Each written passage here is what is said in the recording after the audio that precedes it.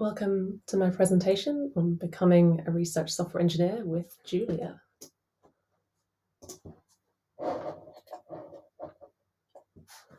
What is a research software engineer, to start with?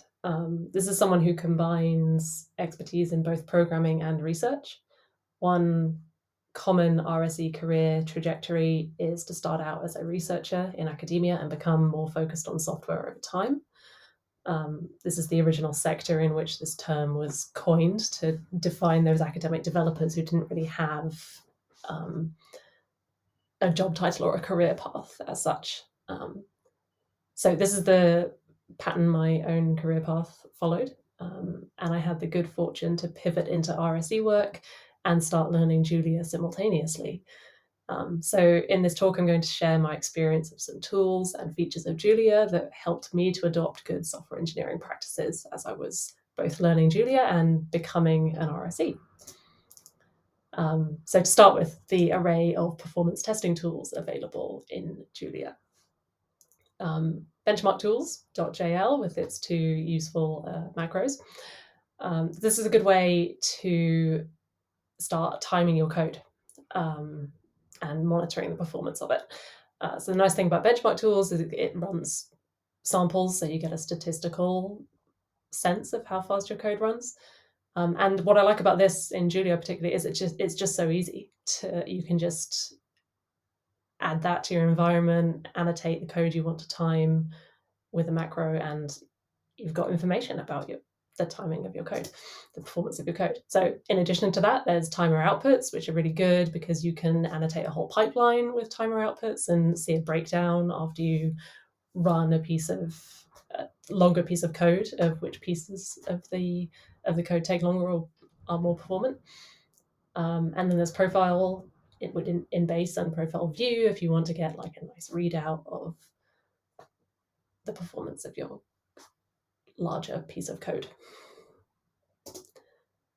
Okay, another way in which Julia helped me adopt software engineering practices was engaging with SemVer. So this is a manufactured dependency clash that you can see in the REPL. This is just to demonstrate that working in Julia kind of makes you aware of dependencies, and that in Julia, the Julia community generally, there are good resources available to understand how dependencies work and what the best practices of SemVer are. It leads to thinking carefully about the implications of changes you make when you make a breaking change on the dependencies and dependence of that package.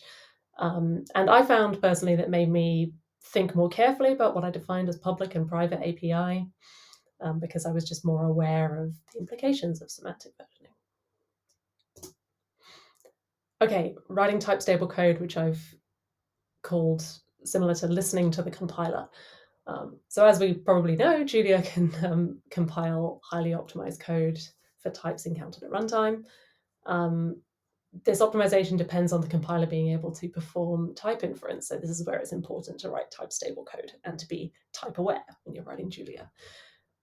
Now, again, Julia makes it easier to adopt this good practice because there are handy macros that help you understand what the compiler is doing and seeing and is aware of. So first off, the @code warn type macro, which again, it's so easy to use. You can just annotate what you're interested in the REPL.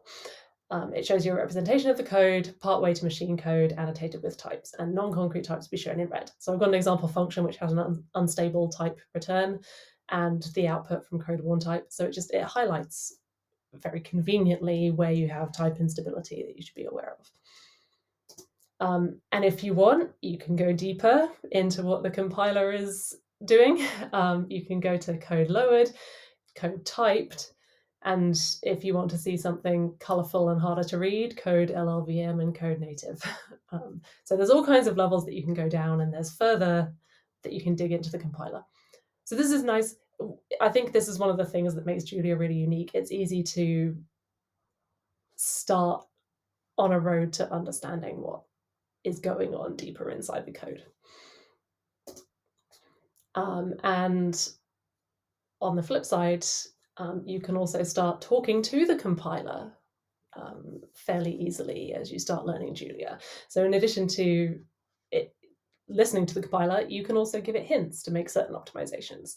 So there's a few examples there. You can tell it, you can hint when a function might be worth inlining. You can tell it when to skip array bounds checking for optimization purposes, fast math, and SIMD, two more examples. So in summary, Julia is great to work with as a research software engineer because there are lots of easy-to-use tools to monitor your code performance. They have shallow learning curves at the start to begin using them, so it's easy to adopt that. There are good resources to help you engage with semantic versioning, and those resources make you think about how you design your code. And there are convenient tools to dig into what the compiler is doing. Thank you for listening.